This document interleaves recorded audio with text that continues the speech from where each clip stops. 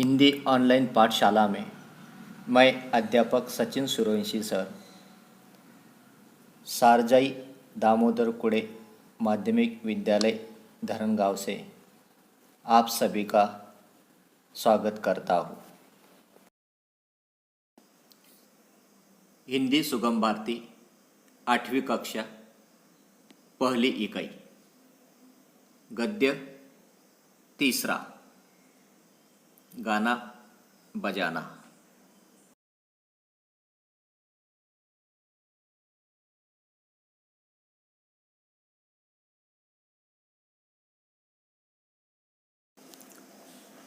इस गद्य के रचनाकार है राम वृक्ष बेनीपुरी जी।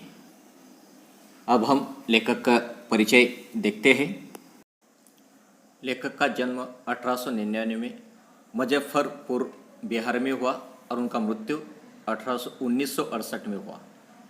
रामवृक्ष बेनीपुरी जी बहुमुखी प्रतिभा के स्वामी और यशस्वी रचनाकार है, निबंधकार है। लेखक की प्रमुख कृतियाँ कुछ इस प्रकार है। अमर ज्योति, तथागत ये उनका नाटक है। माटी, गेहूँ और गुलाब ये उनके निबंध है। पतितों के देश में, कैदी की पत्नी ये उनके उपन्यास प्रसिद्ध है। चिता के फूल, जीवन तरु, कहानी संग्रह, पैरों में पंख बांधकर ये उनका यात्रा साहित्य है। माटी की मूर्तें, लाल तारा ये शब्द चित्र संग्रह है। नया आदमी ये उनका कविता संग्रह इत्यादि। अब हम गद्य संबंधी पर नज़र डालते हैं। प्रस्तुत निबंध में लेखक रामवृक्ष बेनीपुरी जी ने विविध देशों के वाद्य एवं उनके बजाने के ढंग का वर्णन किया है। आपका मानना है कि गाने बजाने का शौक सभी देश के निवासियों में होता है। अब हम गद्य के बारे में विस्तार से जानकारी लेते हैं। पीपी, पू, छात्र, यहाँ पर जो ये वर्ण आए हैं इस पर से हम ये अनुमान लगा सकते हैं कि ये किसी वाद्य के ध्वनि हो सकते हैं। कोई बच्चा बेताशा रो रहा है, चुप कराने की कितनी भी कोशिश आप कर रहे हैं वो चुप नहीं होता। बेताशा यानी क्या? असीमित, यानी लगातार वो रो ही रहा है और वो रुकने का नाम नहीं लेता। तो उसे चुप कराने की हम बहुत कोशिश करते हैं। तो उसे चुप कराने के लिए बस आप एक पिपही लेकर उसके नज़दीक बजा दीजिए, वह चुप। पिपही यानी एक छोटी सी बांसुरी कि जिसकी धुन सुनकर रोता हुआ बच्चा भी शायद चुप हो जाता है। वो मुस्कुरा भी पड़ता है और उस बांसुरी को, उस पिपही को लेने के लिए जिद करने लगता है। बाजे में यह करामत है ही। लोगों का तो कहना है कि जिस समय मनुष्य जाति अपने बचपन में रही होगी, विद्या बुद्धि का आज जैसा विकास नहीं हुआ होगा, उस समय भी उसमें गाने बजाने का शौक जरूर हुआ होगा। यानी इसका तात्पर्य यह है कि बीते हुए दिनों में भी, यानी मनुष्य जाति अपने बचपन में ही रही होगी और उस वक्त उसका विद्या और बुद्धि का विकास आज जितना हुआ है इतना विकास उस समय नहीं हुआ होगा, लेकिन उस समय भी मनुष्य के अंदर गाने बजाने का शौक जरूर होता होगा। गाने के जरिए हम अपने दिल के उच्छ्वास को प्रकट करते हैं। बाजा उस गाने को भड़कदार और दिलचस्प बना देता है। आज संसार के पिछड़े से पिछड़े देश में जाइए, आप वहाँ गाना बजाना जरूर पाएंगे। यानी ऐसा ये संसार में का ऐसा कोई भी देश नहीं है कि जिस देश में गाना बजाया नहीं जाता होगा। पहले कौन सा बाजा बना होगा, इसका अंदाज लगाने वाले कहते हैं कि पहले कई चीज़ों को इकट्ठा कर उन्हें पीट पीट कर शब्द निकालने की चेष्टा की गई होगी। यानी गाना बजाने का जो अंदाज है, उसकी जो निर्मित है, वो कहाँ से हुई होंगी। तो इसके बारे में यहाँ पर लेखक बताते हैं कि कई चीज़ों को इकट्ठा कर उन्हें पीट पीट कर शब्द निकाल कर गाने की निर्मित या बाजा की निर्मित की गई होगी। मरे हुए पशुओं के चमड़े को पोपले कद्दू पर मढ़कर ढोल और नरकट की गांठों को छेद कर उससे पिपुही बना ली गई होंगी। नरकट यानी क्या? पतली बेत। बेत की जो लकड़ी होती है ना, वो बहुत बारीक होती है, पतली होती है, और उसमें छेद करके पिपुही बना ली गई होंगी। पिपुही यानी क्या? बांसुरी। यानी बांसुरी की निर्मित इस प्रकार से उस समय, उस जमाने में उन लोगों ने की होगी। किसी पोपली चीज में छोटे छोटे कंकड़ रखकर उसे हिलाने डुलाने पर एक प्रकार का शोर निकलते देखकर झुनझुना बनाने की कल्पना की गई होगी। जो हाथों में पकड़कर हम उसको जोर जोर से हिलाते हो, झुनझुना जो आवाज़ करता है छमछम की तरह, तो उसकी निर्मित भी कैसी की होंगी, उसके बारे में यहाँ पर लेखक ने बताया है। आज भी बहुत से देशों में 3 बाजे हैं, ढोल, पिपुही और झुनझुना।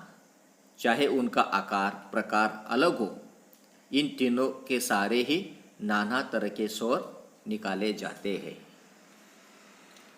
वनवासी लोगों के गाने बजाने को गौर से सुनने पर मालूम होता है कि उनमें ताल पर ज़्यादा ध्यान दिया जाता है, सुर पर कम।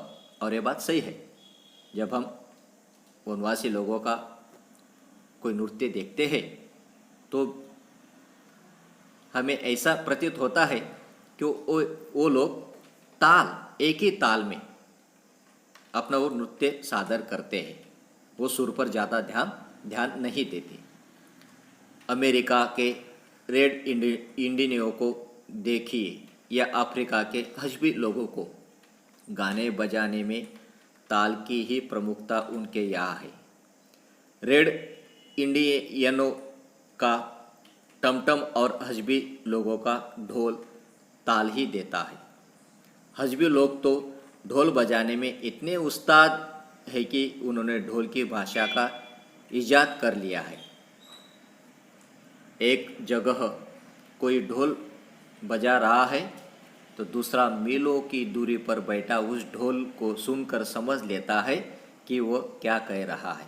यानी तात्पर्य, जैसे सांकेतिक भाषा कह सकते हैं कि अपने से दूर बैठा हुआ व्यक्ति इशारों से कोई जब हमें बात बताने का प्रयास करता है, तो उसी तरह का यहाँ पर कोई एक व्यक्ति दूर बैठकर ढोल बजाता है और उसके बजाने के उस ढोल की आवाज़ को सुनकर दूसरा ये बात समझ लेता है कि वो क्या कह रहा है। गाने बजाने का शौक, जैसा कि कहा गया है, कि पिछड़े से पिछड़े देश के लोगों में भी है। यानी इस संसार में का कोई भी ऐसा देश नहीं है कि जिसमें गाने बजाया नहीं जाता होगा। हर एक देश में ये शौक है।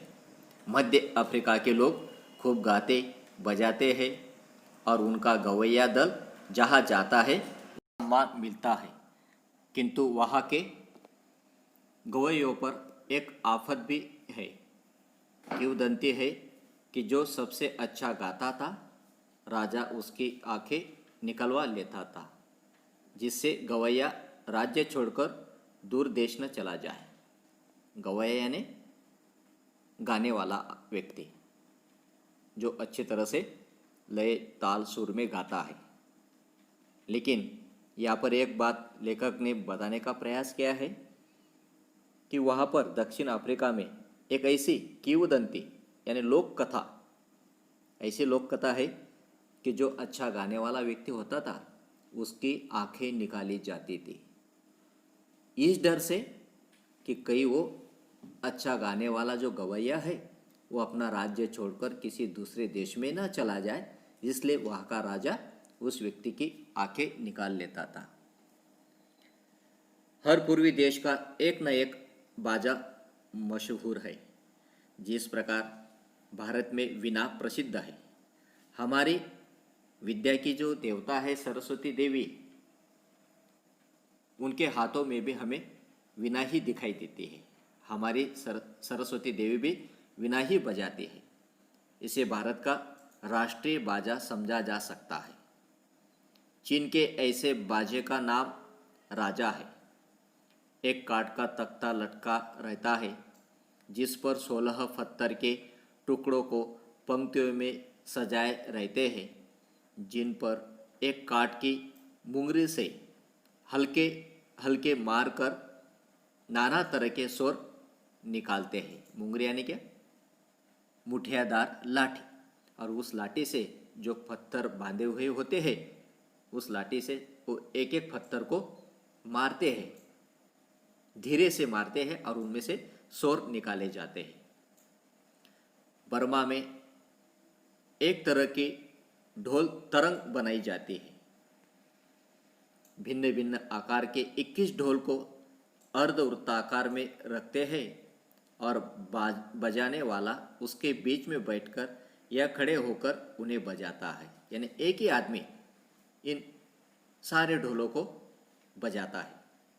जापानी लोग बांस के पोपले टुकड़ों को क्रम से रखकर उन्हें पीट कर एक प्रकार की दिलचस्प स्वर तरंग निकालते हैं, जिसे एंगलोंग कहते हैं। जापान में भारत के ही समान तार के संयोग से बने बाजे की भी बड़ी कदर है। जैसे सितार, सारंगी, वीणा, ऐसे बहुत से तार वाले बाजे वहाँ हैं। उत्तरी अमेरिका के रेडस्किन जाति के मस्त गवैये होते हैं। उनके पास केवल 3 ही बाजे होते हैं, ढोल, पिपुही और झुनझुना। किंतु इन्हीं के सारे वे बड़े मजे ले गा लेते हैं। अमेरिका के कुछ आदि निवासी एक विचित्र ढंग के ढोल का प्रयोग करते हैं। एक छोटे से ढोल में पानी रख देते हैं। अपने स्वर के अनुसार बनाने के लिए गवैये बार बार उसके पानी को कम या बेशी करते हैं। बेशी यानी ज़्यादा करना, यानी जिस प्रकार का आवाज़, जिस प्रकार का स्वर हमें चाहिए, उस स्वर को निकालने के लिए पानी कम या ज़्यादा मात्रा में वो उसमें डालते रहते होंगे। कुछ बाजे खूब ही विचित्र होते हैं। नासालैंड टापू के गवैये एक प्रकार का बाजा बजाते हैं जिसे बाजों की खिचड़ी कहा जा सकता है। यानी सब प्रकार के बाजे मिलकर वो बजाए जाते होंगे, इसलिए बाजों की खिचड़ी ये नाम वहाँ पर दिया गया होगा। पैर में अखरोट के छिलके बंधे रहते हैं, जिनके भीतर पत्थर के छोटे छोटे टुकड़े होते हैं। हाथ में एक तार वाला बाजा रहता है जिसके सिरे से घंटी लटकती रहती है। जब वे गाते हैं, एक ही साथ झुनझुने, घंटी और तार की आवाज़ निकलती है। फिजी के आदिवासी एक लंबी सी बंसी अपने नाक से बजाते हैं। मलाया में भी ऐसी विचित्र बंसी देखी जाती है। मेक्सिको में जो काठ के मरिम्बा का प्रयोग किया जाता है, उस पर एक साथ ही 4-4 आदमी तक बजा लेते हैं। हमारे देश का शिंगा भी दूसरे देशवासियों के लिए कुछ कम आश्चर्यजनक बाजा नहीं है। तो छात्र, इस प्रकार प्रस्तुत निबंध में लेखक रामवृक्ष बेनीपुरी जी ने विविध देशों के वाद्य एवं उनके बजाने के ढंग का वर्णन यहाँ पर किया है। इस गद्य का जो स्वाध्याय है वो अपनी कापी में आप सभी को लिखना है। तो इस गद्य की शब्द वाटिका और मुहावरे ये आपको अपने वर्गपाठ की जो काफ़ी है उसमें लिखना है। उसके बाद जो यहाँ पर सवाल दिए गए हैं, सूचना के अनुसार कृतियाँ करो। पहला है संजाल पूर्ण करो और दूसरा सवाल है कारण लिखो। ये दोनों सवाल आपको वर्ग पाठ के अंदर लिखना है। तीसरा सवाल है कृति करो और चौथा कृति पूर्ण करो। ये दोनों सवाल आप सभी को अपने गृह पाठ के काफी में लिखना है।